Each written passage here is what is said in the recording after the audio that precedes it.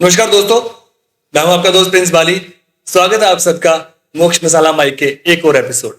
यहां हम मिलते हैं ऐसे लोगों से जिन्होंने जिंदगी को एक नई दिशा दी और आज दूसरों के लिए रोशनी का कार्य कर रहे हैं। आज हमारे साथ एक ऐसी पर्सनैलिटी है जो एक टाइम पे 100 केजी का वेट हो चुका था, बिस्तर से उठ नहीं सकते थे और आज 70 की उम्र में भी उनकी फिट बॉडी और जिद्दी स्पिरिट देखकर सब हैरान रह जाते। पर उनकी कहानी सिर्फ वेट लॉस की नहीं है, एक स्पिरिचुअल सफर, सेल्फ डिसिप्लिन और गुरु कृपा की कहानी है।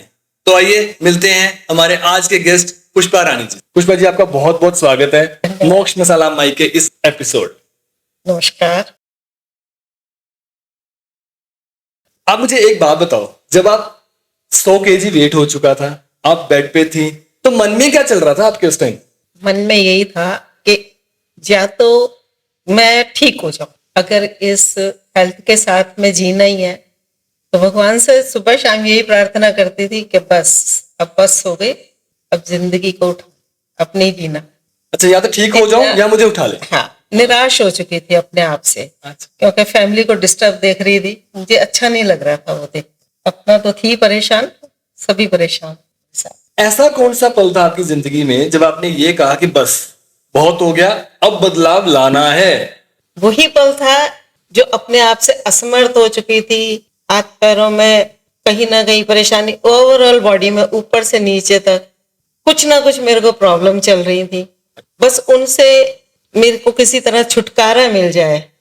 मेडिसिन भी बहुत खाई, बहुत ट्रीटमेंट करा, उससे कुछ नहीं हो रहा था। मेरी मेडिसिन बढ़ती चली जा रही थी। सुबह उठने से ही मेरी मेडिसिन शुरू होती थी और रात को सोते वक्त तक चलती थी। अच्छा। तो इनसे छुटकारा पाने के लिए मैंने सोचा कोई रास्ता मिल जाए, लेकिन कोई मिल नहीं रहा था मुझे।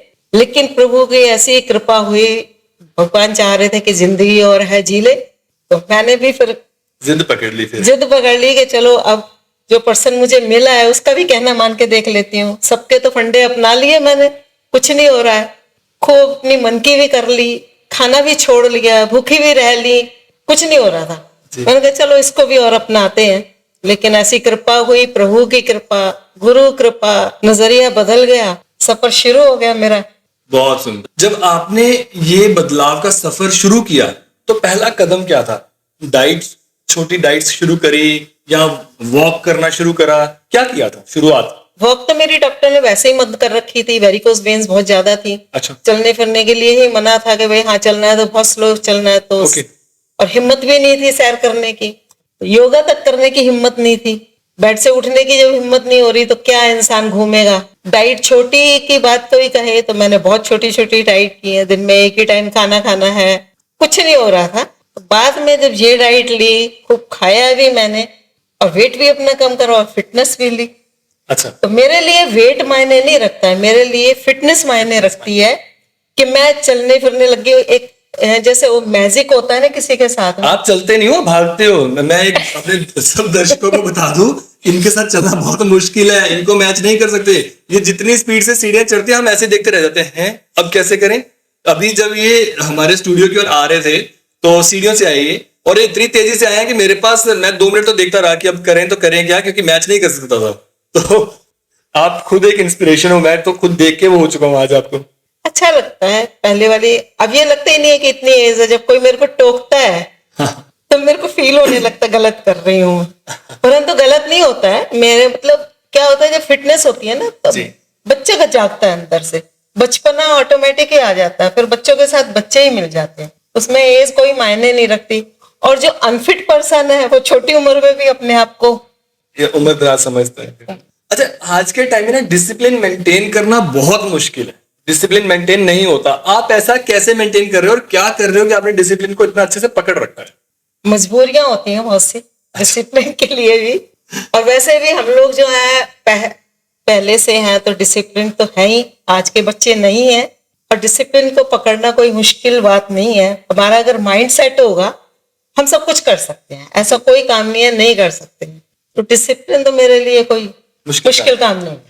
अच्छा, जीवन में ऐसा एक पल भी आया होगा जब लगा होगा कि अब नहीं हो पाएगा, उस टाइम पे अपने आप को उस जगह से कैसे उठाया? हाँ, हो जाता है कभी कभी कि जैसे करते करते करते करते प्लेटू आया मेरे वेट में।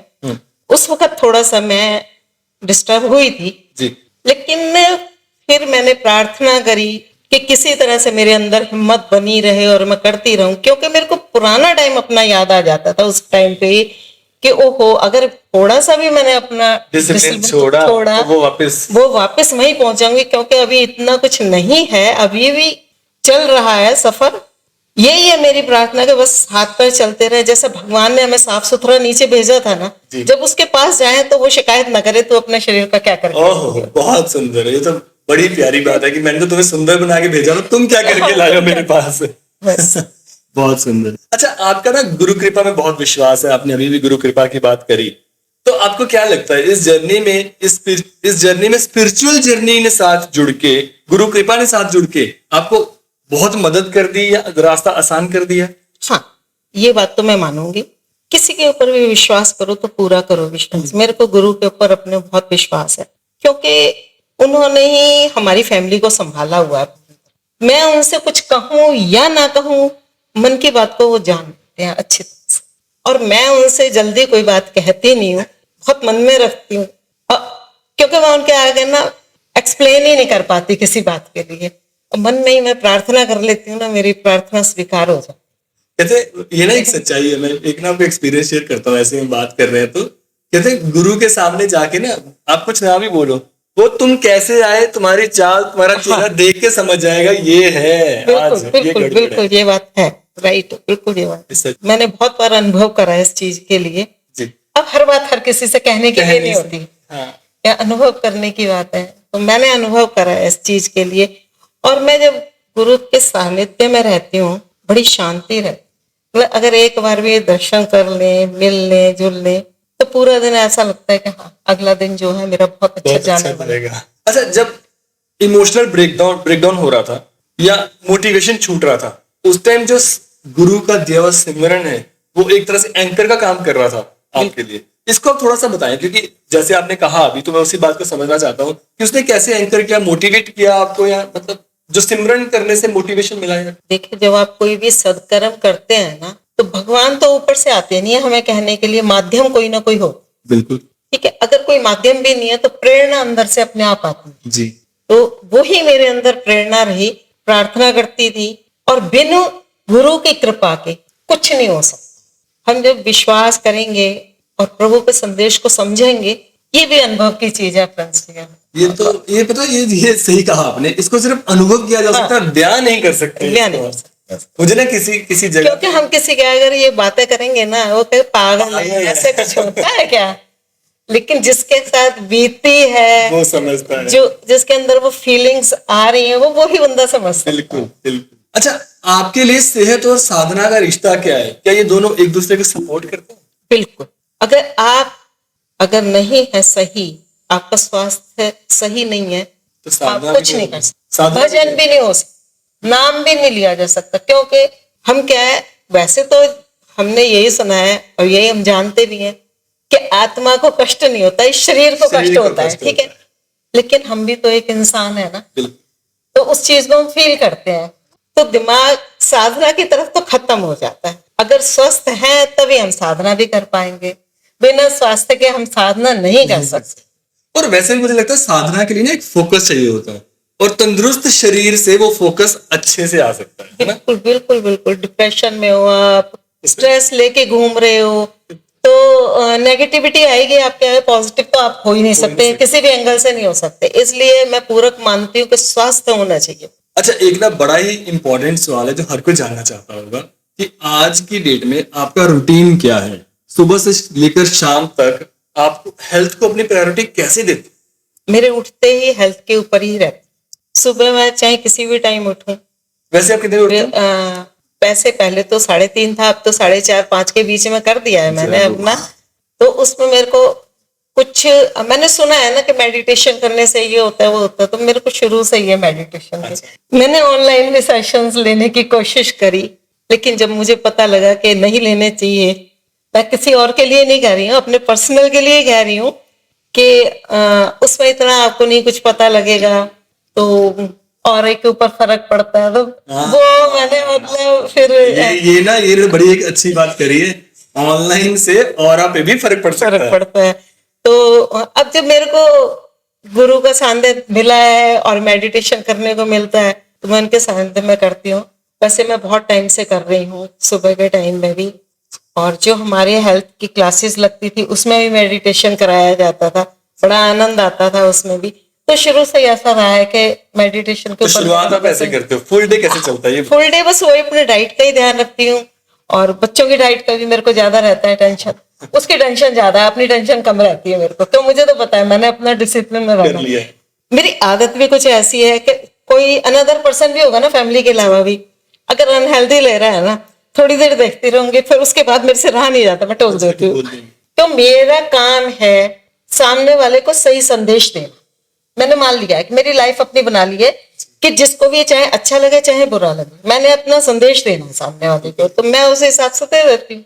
और फिर रात भी जाती है, हेल्थ के ऊपर ही जाएगी, ये ध्यान रहता है भी हाँ 10 बजे तक सोना चाहिए, क्योंकि उसके बाद में आपके लीवर का फंक्शन खराब हो जाएगा, खाना वैसे ही रखा रहेगा, फिर वो एसिड बनेगा, फिर हमें टैबलेट्स खानी पड़ेंगी, तो इसलिए विशेष में ध्यान रखती ये हूँ। इस तो बात पे सब विशेष ध्यान दें, 10 बजे सोना क्यों जरूरी है? जो आपने बात बोली, ये इसलिए जरूरी है कि जो खाना आपके लिए बना है, जो प्रसाद बना है, आप 10 बजे के बाद उसको ठंडा होने पे पाओगे, वो एसिड बनेगा, एसिड बनेगा, बॉडी में एसिड बनाएगा, पचने का टाइम नहीं मिलेगा, लीवर को फंक्शन करने का टाइम नहीं मिलता ना, क्योंकि भगवान ने हमारा सिस्टम इतना अच्छा बनाया हुआ है कि सुबह उठो, जब सूर्य नारायण ना उगे हो उनका इंतजार मत करो कि वो उग जाए तब हम उठे, नहीं, पहले उठो, उनके आने से पहले उनका स्वागत करो।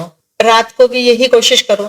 मेरा तो जो डिनर होता है ना, वो शाम को 7 से 8 के बीच में हो जाए, उसके बाद में, और जब भी मैं ले लेती हूँ मुझे पता है मेरी क्या हालत होती है। आज भी ये हालत होती है कि मेरे को, या तो कहो मेरा वहम है, तो मेरे को लगता है डाइजेस्ट नहीं होगा, परंतु वास्तविकता यही है, नहीं होता है, क्योंकि भगवान ने फंक्शन उसी हिसाब से बनाया है कि भाई हमारी बॉडी रात को फंक्शन करेगी, आपके खाने पीने को हजम करेगी, फिर मॉर्निंग में आप एकदम से फ्रेश अच्छे से हो जाओगे।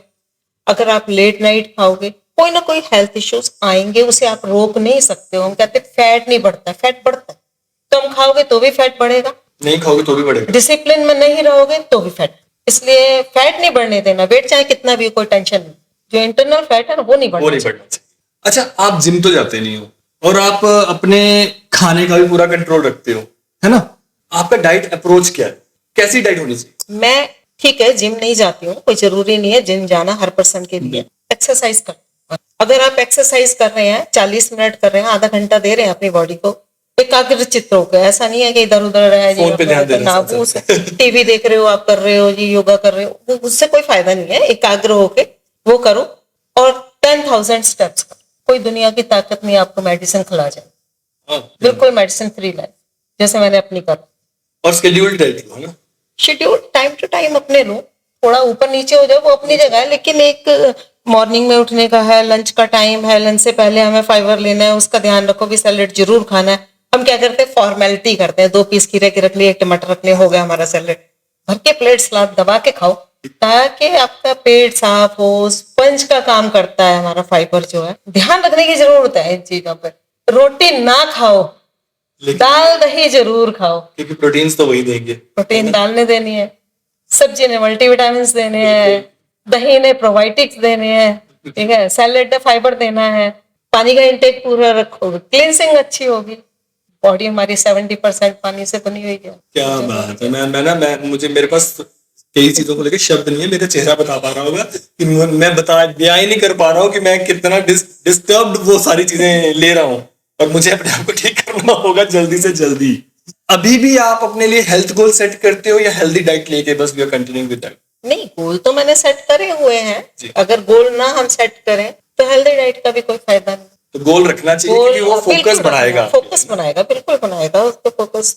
दूसरा मेरा गोल ये है कि अपना तो है ही मेरा, मैं सोशल वर्क कहीं करने जा नहीं सकती, तो मैं लोगों की हेल्प क्यों ना करूं? तो ये मेरे जैसे पर्सन जो है, देखिए आजकल के बच्चे बाहर रहते हैं ज्यादातर, पेरेंट्स का, उनका अपने इतने बिजी शेड्यूल है, वो पेरेंट्स का नहीं ध्यान रख सकते हैं, और पेरेंट्स कोई चाहेगा भी नहीं कि बच्चे हमारे परेशान हो हमारे। आज की जनरेशन में नहीं चाहेगा, ठीक है, तो उन लोगों की मैं ज्यादा से ज्यादा हेल्प करूँ। न्यू जनरेशन तो नहीं सुन पाती है, जो यंग जनरेशन है, लेकिन मेरे हालात को देख के, मेरी कंडीशन को देख के तो कोई समझ सकता है इस चीज के लिए कि भाई हाँ हम भी ऐसे हो सकते हैं, ज्यादातर क्या है, अरे बुढ़ापा है, दवाइयों में ही गुजारा होगा, नहीं होगा। मैं कहती हूँ जितने साल जियोगे आपका बिल्कुल नहीं होगा। भगवान ने हमें बिल्कुल साफ सुथरा भेजा है, साफ सुथरे रहो। खाना ही जिंदगी नहीं है, उसके आगे भी कुछ है। बिल्कुल, बहुत बहुत बहुत सुंदर बात बोली है कि खाना ही जिंदगी नहीं है, जिंदगी आगे बहुत कुछ है। ये था हमारा फर्स्ट राउंड, जिसमें हमने आपकी जर्नी को जानने की कोशिश करी, हम थोड़ा आपकी जर्नी की डिटेल में गए। सेकंड राउंड हमारा रैपिड फायर। तो रैपिड फायर में हम लोग पूरा मस्ती से क्वेश्चन पूछते हैं और मस्ती वाले जवाब चाहिए, फटाक से जवाब देना, जो दिल में आया वो बोल देना, आपने सोचना नहीं है। ठीक है, तो शुरू करते हैं। पहला सवाल, अच्छा आपके दोस्तों को सबसे ज्यादा तकलीफ किस चीज से होती है? वो दोस्त जो फिटनेस की ओर नहीं है, किस चीज से तकलीफ होती है? जब उनकी पार्टी में आप अपना टिफिन लेके जाते हो तो उनको ये लगता है मेरे साथ में हाँ तकलीफ तो होती है। अच्छा, सच में टिफिन लेके जाते हो क्या अपना? हाँ, मेरी डाइट अब मेरे साथ रहती है। अच्छा, ले जाते हो? हाँ, मेरी डाइट मेरे साथ। अगर नहीं भी है तो मैं वहाँ वो चीजें ढूंढती हूँ जो मेरे लायक, जैसे सैलेड्स हो गए, है ना? हाँ, ये तो अगर नहीं मिली तो मेरी डाइट तो जिंदाबाद है। ये साथ में बैकअप प्लान रेडी है ना? हाँ, बिल्कुल। अच्छा, आपके लिए चीट मील का मतलब क्या है? चीट मील का मतलब किसी भी दिन कुछ भी गड़बड़ करो, वो मेरे लिए चीट तो मील। कौन सी चीज है जो चीट मील में काउंट करते हो आप? आइसक्रीम। हाँ। अच्छा, आइसक्रीम, कौन सी आइसक्रीम पसंद है आपको? कोई भी मिल जाए, आइसक्रीम में आइसक्रीम चाहिए। अच्छा, कभी ऐसा हुआ कि आपने अपने ग्रैंड किड्स के चॉकलेट छुपा दिए क्योंकि टेम्पटेशन आपको हो रहा था उनका? नहीं, मेरे को नहीं हो रहा था, छुपाई है मैंने। इसलिए छुपाई है कि वो ज्यादा ना इंटरफेयर। अच्छा, वो ना खाया जा रहा है ना? हाँ। डाइट फॉलो करते हुए सबसे बड़ी स्ट्रगल कहाँ होती है? मिठाई का सामने आना या लोगों का ये कहना थोड़ी सी खा लो? थोड़ी सी खा लो। अच्छा, कभी ऐसा लगा कि फ्रिज खोला और सब कुछ अनहेल्दी, ऐसा फील हुआ कि मैंने जैसे फ्रिज खोला सब कुछ अनहेल्दी आपको आंख मार रहा है बार बार? मैं उसको आंख मारती हूँ। जब लूंगी नहीं तो बिल्कुल सही वो बात। क्या करेगा? वो तो जलसी करता रहेगा ना कि मैं पढ़ा हूं, मेरी इज्जत नहीं हो रही यहाँ पे। घर में बाकी लोग हैं इज्जत करने वाले ऐसे वाले खाने की, या बाकी भी? नहीं, दिमाग में तो सबके आता है, ऐसा नहीं है। आखिर मेरे को करते हुए, और करते भी हैं, ऐसा नहीं है। लेकिन वो ये डिसिप्लिन में कोई नहीं है। हाँ, उसका कारण भी है ना। देखो, आपने वो स्टेज देखा कि ये फॉलो ना करने से मैं यहाँ पहुंच गई, उनको नहीं देखा ना, उन्होंने तो मम्मी को देखा है। ऐसा कुछ नहीं है। अब पापा तो उनके अपने है ही ना, हाँ, है ना? लेकिन हर किसी के बस का नहीं बस है। का नहीं है इतना डिसिप्लिन। अच्छा, अगर कोई आपको ये बोले कि आप 70 के तो हो गए हो, अब क्या ये डाइट वाइट फॉलो कर रहे हो, तो आपका जबरदस्त सा जवाब क्या? मैं 70 के हुए? मुझे लगता ही नहीं है। अच्छा, जवाब मानोगे ही नहीं, है ना? ये भी ठीक है। ये हमारा रैपिड फायर था। अब हम चलते हैं अपने तीसरे राउंड की ओर। तीसरे राउंड में अभी तक हमने आपसे पहले राउंड में अपनी जर्नी को डिस्कस किया आपकी, दूसरे में हमने थोड़े से मस्ती वाले क्वेश्चंस किए। अब तीसरे में जो हम आपसे एक मैसेज चाहते हैं जो आपकी ओर से सबको जा सकेगा, ठीक है? तो उसके बारे में कुछ ऐसे क्वेश्चंस पूछेंगे, तो उनके बारे में डिस्कस करते हैं। अच्छा, अभी आप काफी लोगों को इंस्पायर भी कर रहे हो, जैसा आपने कहा कि आप खुद जाकर उनसे बात भी करते हो। हाँ। तो कोई ऐसा फीडबैक किसी ने दिया या कोई ऐसी किसी ने बात बोली जो यादगार हो? मेरे को तो ये सब बातें रोज ही सुनने को मिलती है। जब किसी का, जैसे मैं मैसेज देती हूँ कि जो लोग इस फील्ड में आ गए हैं उन लोगों की किस तरीके से रिकवरी हो रही है, वो सारा यादगारी हो। क्योंकि मेरे पल ऐसे थे, सामने वाले के पल भी ऐसे हैं कि हम डाइट से ही इतना आगे तक जा सकते हैं, अपने को इतना फिट कर सकते हैं। तो हर पल यादगार है, कोई भी ऐसा पल नहीं जाता। क्योंकि इतने दुखी लोग आते हैं और वो खुश होकर जाते हैं और अपनी लाइफ को एंजॉय करते हैं, कंटिन्यू रहते हैं। वो मेरे लिए सबसे ज्यादा यादगार पल। कितना मजा भी आता होगा, बहुत अच्छा लगता है। ब्लेसिंग्स देते हैं, thank you thank you thank you, बड़ा अच्छा लगता है। ब्लेसिंग लेते हैं। हाँ। और मैं मैसेज भी इसीलिए देती हूँ कि मुझे ब्लेसिंग्स मिले, मेरा और कोई रीजन ही नहीं है। अच्छा, आपके हिसाब से सबसे बड़ा रीजन क्या होता है जो लोग हेल्दी खाने को फॉलो नहीं कर पाते, हेल्दी डाइट फॉलो नहीं कर पाते? डिसिप्लिन में नहीं ना रहना चाहते। हर जगह पे डिसिप्लिन नहीं आपके काम आएगा। माइंड भी मेकअप नहीं कर पाते हैं वो। 9 सेकंड के स्वाद के पीछे सब लोग आज भाग रहे हैं। दूसरा मेन रीजन मैंने एक चीज और देखी है, मेडिसिन लेना उनको इजी लगता है और डाइट फॉलो करना उनको डिफिकल्ट लगता है। बस सबसे बड़ा कारण मेरे को यही लगा। तो आपने जो बात बोली है 9 सेकंड का स्वाद, सारा क्लेश इसका ही है। ये जो जीवा का स्वाद है ना, यही खराब कर रहा है सब कुछ। आप उन लोगों को क्या मैसेज देना चाहोगे जो ये कहते हैं अब तो उम्र होगी, अब क्या फर्क पड़ता है? आज के टाइम में उम्र मायने नहीं रखती है। ये सभी लोग देख रहे हैं कि आज छोटे छोटे बच्चों तक को क्या कंडीशन हो रही है। तो इसलिए मेरा तो मैसेज यही है कि भाई अपने आप को सुधारो, अपने लाइफस्टाइल को चेंज करो। जो हमारा पहला लाइफस्टाइल था वो ही ज्यादा अच्छा था।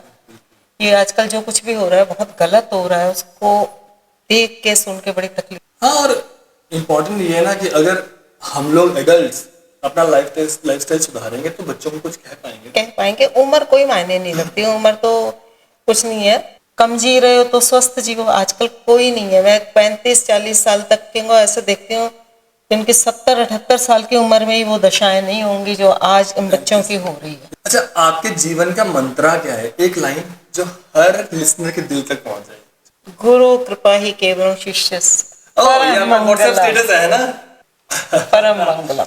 एक बार दोबारा सुना दो। गुरु कृपा ही केवलम शिष्यम परम मंगलम। इसका मतलब भी समझा दो। गुरु की कृपा ही परम मंगल है, मंगलकारी है। उसके बिना आपका कोई भला नहीं है, कुछ भी नहीं हो सकता उसके बिना।